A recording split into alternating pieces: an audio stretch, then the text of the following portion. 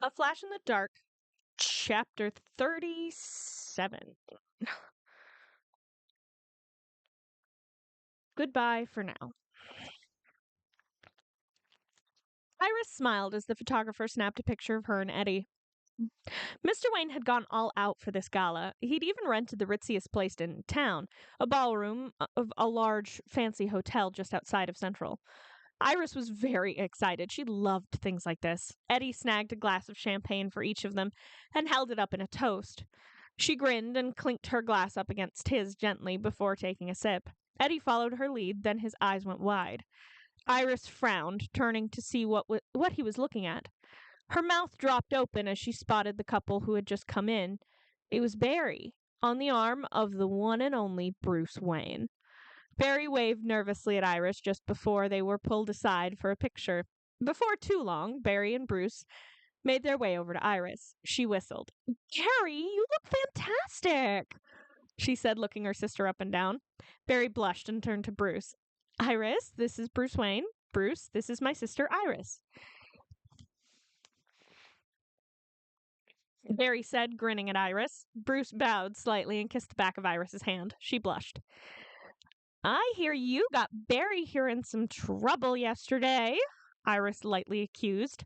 Barry shook her head at her sister. "It didn't get me in trouble. It wasn't his fault," Barry defended. Bruce bowed his head slightly. "Well, you did push me out of the way of the shot. You saved my life, Barry," he said, kissing the back of Barry's hand. Iris smiled. "And it looks like you're spoiling her rotten as a reward," Iris teased. Bruce nodded, smiling at Barry. "As much as she'll let me."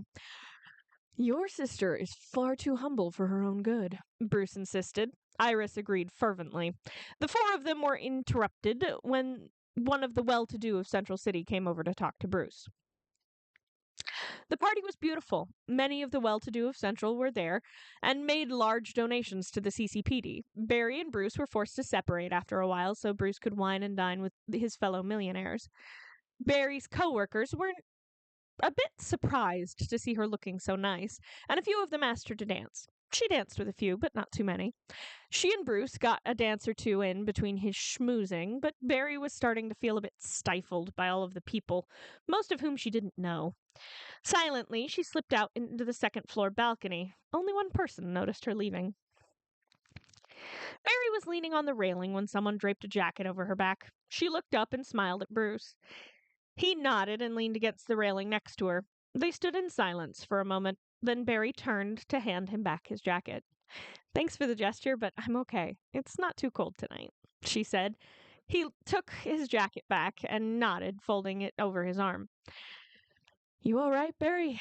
he asked. She nodded. "Yeah, just got too crowded in there," she explained. Bruce nodded again. He pulled something out of his pocket. "I have something for you," he said, holding out a small box. Barry rolled her eyes. "Honestly, Bruce, this is all a bit too much. I can't accept anything else." Bruce smiled slightly and pulled out a small jewelry box. He popped it open, revealing a pair of earrings shaped like lightning bolts with some sort of yellow stone at the center of each. Barry raised an eyebrow. "Mr. Wayne, I can't accept that. It's too expensive," she insisted. Bruce shook his head. Carefully, he plucked one of the earrings from the box, turning it over and revealing a small circuit board on the back. "No, this isn't just a set of earrings. It's a promise. If you ever need help, if one of my villains ever comes to Central again, you have an easy way to contact me. I'll come to help." He replaced the earring in the box and pressed it into Barry's hands. "I appreciate that, Bruce. And if you ever need me in Gotham, I'll be there in a flash," she said with a grin. Bruce raised an eyebrow at her pun, and she gently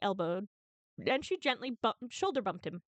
"Oh, come on, it was funny." Bruce shook his head and pecked Barry on the cheek. "You're a wonderful woman, Barry. I hope that you find someone who appreciates that," he said before heading back inside. Barry smiled slightly as a cloud slipped lazily in front of the moon. All Oliver glared down at the newspaper in front of him as Dig worked on sharpening a quiver full of arrows. Felicity was in front of the microscope with the residue she'd managed to pull off the mystery boomerang. She made a noise somewhere between triumph and frustration. Dig looked up and raised an eyebrow. "You okay, Felicity?" he asked. She nodded. "Yes, but I can't work out anything else about the boomerang. Only that there are trace amounts of iron on it." She seemed to think for a moment. "There's a possibility. It's a bit of a long shot, but it could lead to something. But again, it's a bit of a long shot." Oliver slammed down the newspaper, disgusted by the image of Barry dancing with Bruce Wayne. "Felicity, just tell us," he insisted, rubbing at his head. Felicity sighed. "Central City has the highest concentration of iron in the U.S., she admitted. Oliver froze, and Dig chuckled darkly. "And also Oliver's supposedly superpowered ex," he said, glancing down at the slightly crumpled newspaper. Oliver rolled his eyes. "Barry and I parted on mutual terms. We are both adults. Do you honestly think we could find something about this boomerang in Central?" Oliver asked. Felicity shrugged. "It's the only thing I can think of," she admitted. Oliver nodded.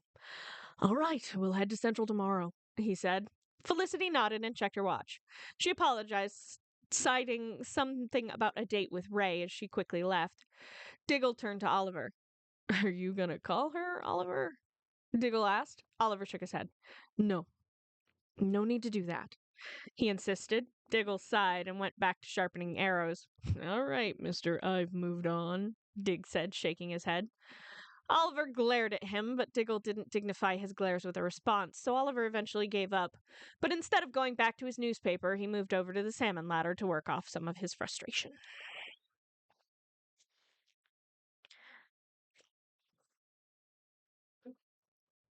A Flash in the Dark, Chapter 38, Arrow in Central.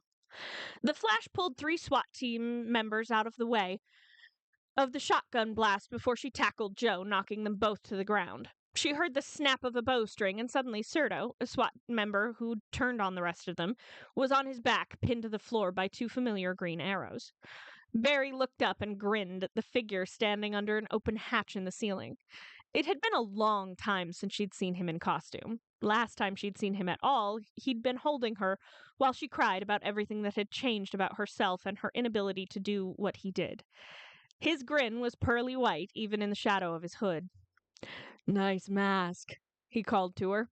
She grinned as he shot an arrow and pulled himself out of the room. She scrambled to her feet, her face vibrating so that the SWAT members wouldn't recognize her. She took off after the arrow without waiting for Joe to protest. She caught up to him on a nearby rooftop and immediately tackled him in a hug. He chuckled, wrapping his arms around her. "It's good to see you, Barry," he said, releasing her with one arm and pulling down his hood. Barry smiled into Oliver's shoulder. "It's good to see you, too. You should have called. I didn't even know you were going to be in town." Barry pulled back to an arm's length, a grin still on her face. Oliver shook his head. "Didn't want to bother you. You seemed pretty busy," he said, a frown slipping onto his face. Barry frowned slightly, a bit confused, but brushed it aside. "Are you in town long? Is the rest of the team here?" she babbled. Oliver couldn't help the smile that tugged at his lips. Barry was a sight to see in all that red leather, bouncing around on a rooftop, her hair in a tangled ponytail sticking out of the back of her mask. Barry seemed to notice and grinned wide. "That's right, you haven't seen the costume before. What do you think?" she asked, gesturing to the gold lightning bolt symbol proudly displayed on her costume. Oliver appraised her for another moment. "It's a lot of leather. Didn't know you were into that," he pointed out. Barry rolled her eyes. "It's not leather. It's a reinforced tripolymer. It's heat and abrasive resistant.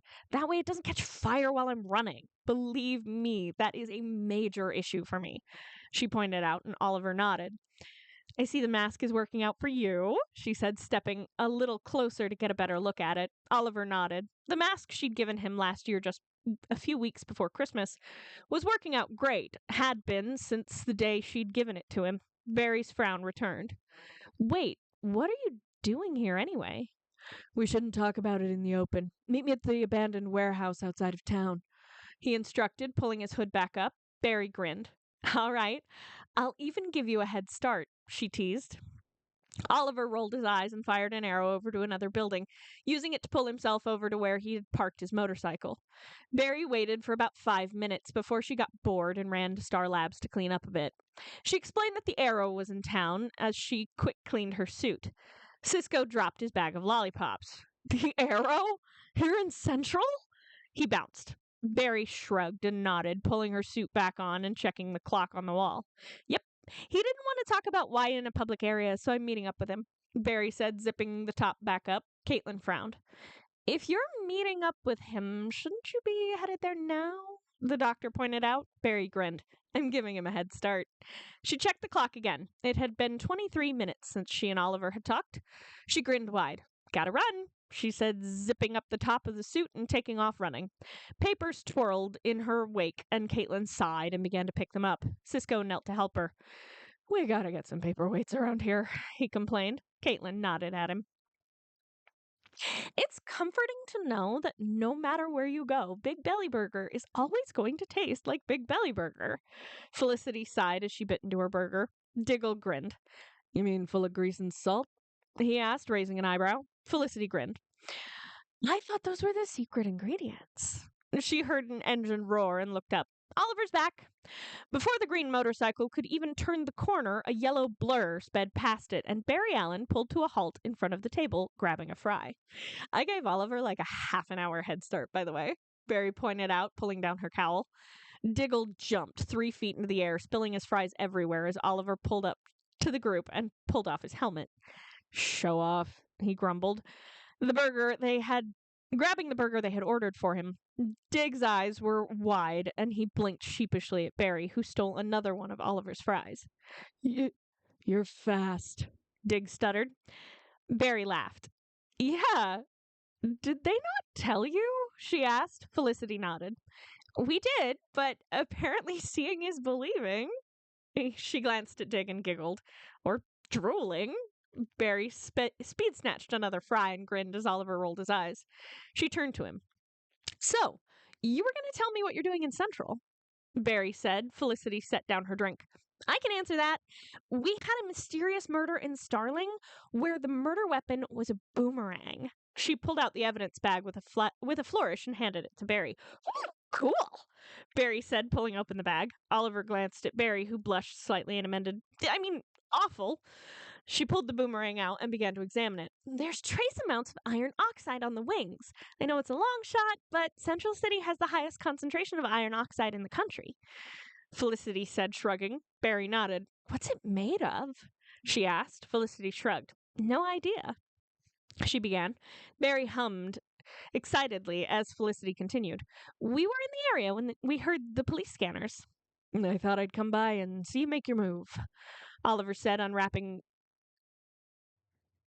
another burger. Barry slipped the boomerang back into the bag. Felicity frowned at Barry.